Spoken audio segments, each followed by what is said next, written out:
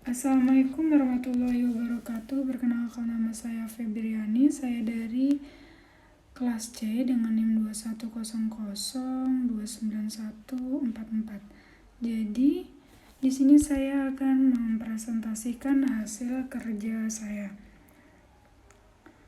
Apa sih koordinasi itu? Koordinasi dalam penyelenggaraan surveillance kesehatan diarahkan untuk menyelaraskan, mengintegrasikan, mensinergikan, dan memaksimalkan pengelola data atau informasi agar proses pengambilan keputusan dalam rangka intervensi lebih berhasil dan berdaya guna. Koordinasi dalam penyelenggaraan surveillance kesehatan dilakukan oleh seluruh unit surveillance kesehatan maupun antar unit di instansi pemerintah serta pihak-pihak tertentu yang memiliki peran yang relevan dengan kegiatan surveillance. Jejaring kinerja surveillance adalah suatu mekanisme koordinasi kerja antar unit penyelenggara surveillance kesehatan, sumber-sumber data, pusat penelitian, pusat kajian, dan penyelenggaraan program kesehatan, meliputi tata hubung surveillance kesehatan antar wilayah kabupaten atau kota, provinsi, dan pusat. Penyelenggaraan jejaring kerja surveillance kesehatan dilaksanakan oleh penyelenggara surveillance kesehatan baik di unit-unit utama pusat dan UPT pusat, pusat-pusat penelitian dan pengembangan, pusat-pusat data dan informasi, Dinas Kesehatan Provinsi dan UPT Dinas Kesehatan Provinsi, serta Dinas Kesehatan Kabupaten atau Kota dan UPT Dinas Kabupaten Kesehatan atau Kota, baik pada kondisi normal maupun sedang terjadi KLB ataupun wabah. Selanjutnya, kemitraan.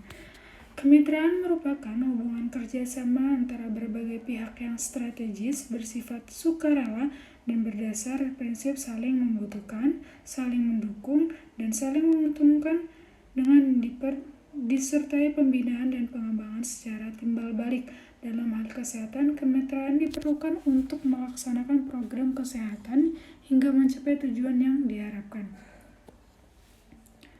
Untuk mengembangkan kemitraan di bidang surveillance kesehatan secara konsep terdiri dari 3 tahap. Yang tahap pertama yaitu kemitraan lintas program di lingkungan sektor kesehatan sendiri. Yang kedua, kemitraan lintas sektor di lingkungan institusi pemerintah. Yang ketiga, membangun kemitraan yang lebih luas, lintas program, lintas sektor, lintas bidang, dan lintas organisasi yang mencakupi unsur pemerintah, unsur swasta atau dunia usaha, unsur LSM dan organisasi massa, dan unsur organisasi profesi.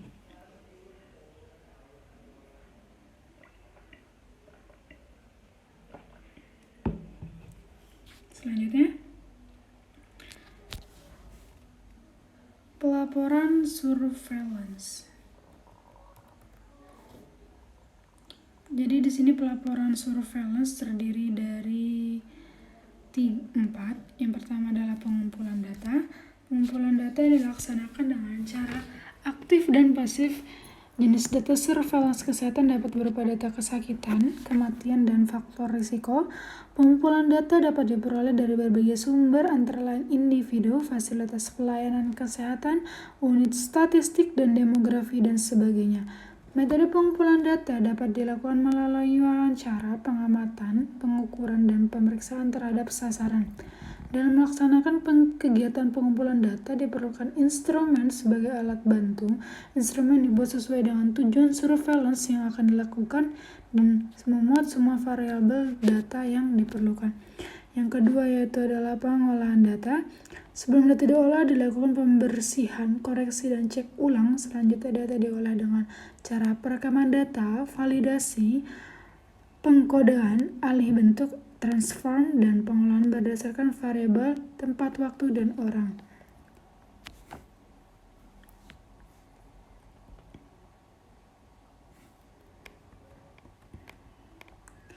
Hasil pengolahan data berbentuk tabel, grafik, dan peta menurut variabel golongan umur, jenis kelamin, tempat, dan waktu, atau berdasarkan faktor resiko terhadap setiap variabel tertentu disajikan dalam bentuk ukuran epidemiologi yang tepat, rate, rasio, dan proporsi. Yang ketiga adalah analisis data. Analisis data dapat dilakukan dengan metode epidemiologi deskriptif atau analitik untuk menghasilkan informasi yang sesuai dengan tujuan surveillance yang diterapkan. Analisis dengan metode epidemiologi deskriptif dilakukan untuk mendapatkan gambaran tentang distribusi penyakit atau masalah kesehatan serta faktor-faktor yang mempengaruhi menurut waktu, tempat, dan orang. Sedangkan analisis dengan metode epidemiologi analitik dilakukan untuk mengetahui hubungan antar variabel yang dapat mempengaruhi peningkatan kejadian kesakitan atau masalah kesehatan. Untuk mempermudah melakukan analisis dengan metode epidemiologi analitik dapat menggunakan alat bantu statistik. Hasil analisis akan memberikan arah dan dalam menentukan besaran masalah, kecenderungan suatu keadaan, sebab akibat suatu kejadian, dan penarikan kesimpulan hasil analisis harus didukung dengan teori dan kajian ilmiah yang sudah ada. Selanjutnya yang terakhir adalah diseminasi informasi. Diseminasi informasi dapat disampaikan dalam bentuk buletin, surat edaran, laporan berkala, forum pertemuan, termasuk publikasi ilmiah. Diseminasi informasi dilakukan dengan memanfaatkan sarana teknologi informasi yang sudah diakses. Diseminasi informasi dapat juga dilakukan apabila petugas surveillance secara aktif terlibat dalam perencanaan, pelaksanaan, dan monitoring evaluasi program kesehatan dengan menyampaikan hasil analisis.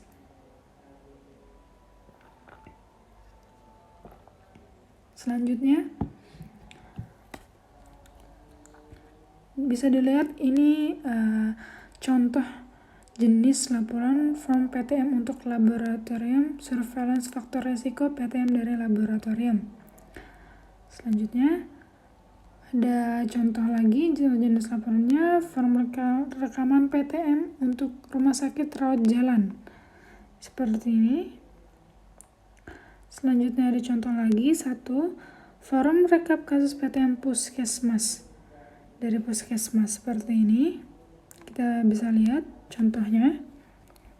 Baik, selanjutnya surveillance. Apa itu surveillance? Surveillance kesehatan adalah kegiatan pengamatan yang sistematis dan terus-menerus terhadap data dan informasi tentang kejadian penyakit atau masalah kesehatan dan kondisi yang mempengaruhi terjadinya peningkatan dan penularan penyakit atau masalah kesehatan untuk memperoleh dan memberikan informasi guna mengarahkan tindakan pengendalian dan penanggulangan secara efektif dan efisien.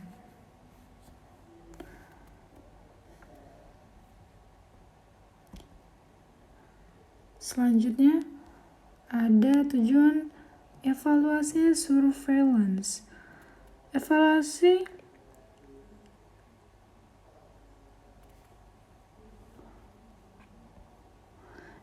dilaksanakan untuk mengukur hasil dari surveillance kesehatan yang telah dilaksanakan dalam periode waktu tertentu.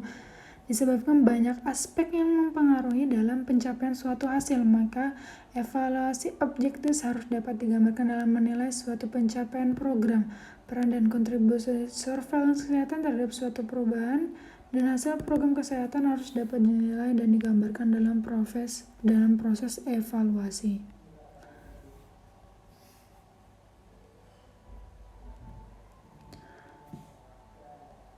Selanjutnya, komponen sistem surveillance ada 4, yaitu pengumpulan data, pengolahan data, analisis data, dan diseminasi informasi. Selanjutnya, langkah-langkah evaluasi surveillance. Yang pertama ada menguraikan pentingnya suatu peristiwa kesehatan dilihat dari segi kesehatan masyarakat. Yang kedua, menguraikan tujuan dari sistem yang akan dievaluasi. Yang ketiga, menunjukkan tingkah pemanfaatan data kegunaan. Yang keempat, melakukan penilaian atau evaluasi sistem menurut atribut sistem. Yang kelima, menguraikan sumber-sumber yang digunakan untuk melakukan sistem. Dan yang terakhir yaitu menguraikan kesimpulan dan saran. Selanjutnya ada atribut sistem surveillance. Yang pertama adalah kesederhanaan atau simplicity,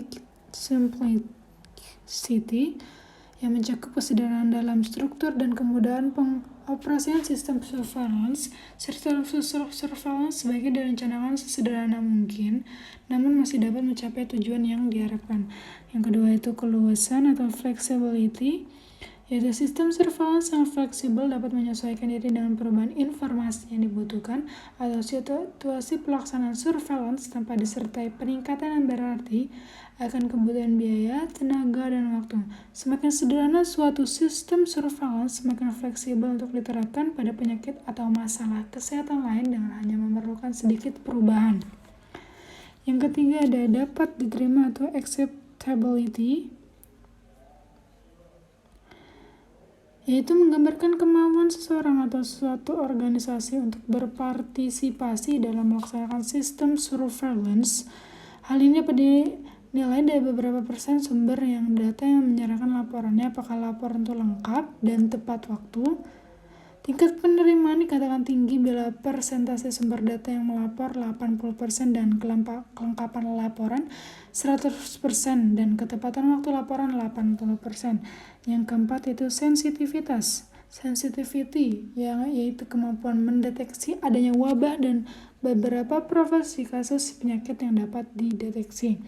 Yang kelima ada keterwakilan atau representatif, yaitu dapat menggambarkan secara akurat kejadian penyakit yang diamati dan distribusinya dalam masyarakat menurut variabel epidemiologi form. Siapa yang terkena, tempat di mana, dan waktu kapan. Yang keenam yaitu ketepatan waktu, timelines, yaitu menggambarkan kecepatan atau kelambatan sistem surveillance yang dapat dinilai dari dapat tidaknya dilakukan upaya penanggulangan pencegahan kejadian penyakit secara tepat. Dan yang terakhir adalah nilai prediksi positif predictive value, yaitu proporsi populasi yang diidentifikasi sebagai kasus oleh sistem surveillance dan kenyataannya memang benar-benar kasus. Nilai ini sangat penting karena menggambarkan sensitivitas dan spesifisitas dari definisi kasus. Nilai yang rendah berarti kasus yang diidentifikasi sebenarnya bukan merupakan kasus, sehingga terjadi kesalahan dalam mengidentifikasi adanya wabah. Baik, yang selanjutnya itu indikator kinerja surveillance. Itu ada dua. Yang pertama indikator kinerja program, yaitu merupakan ukuran besarnya hasil kerja yang diharapkan diperoleh setelah satu rangkaian aktivitas program. Indikator kinerja ini lebih dapat tepat sebagai ukuran pencapaian tujuan program, dan berdasarkan indikator kinerja ini dapat dinyatakan program telah mencapai tujuan yang diharapkan atau tidak. Misalnya indikator kinerja program pengendalian DBD adalah angka kesakitan kurang dari 52 kasus per 100.000 penduduk per tahun per provinsi. Yang kedua itu ada indikator kinerja surveillance. Apa itu?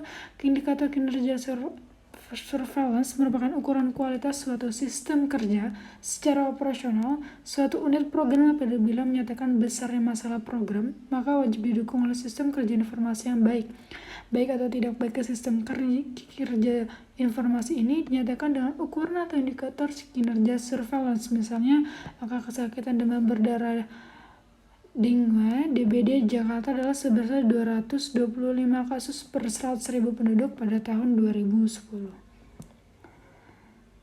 Sekian dari saya, presentasi dari saya dari awal sampai akhir. Kalau banyak salah katanya saya minta maaf. Terima kasih. Wassalamualaikum warahmatullahi wabarakatuh.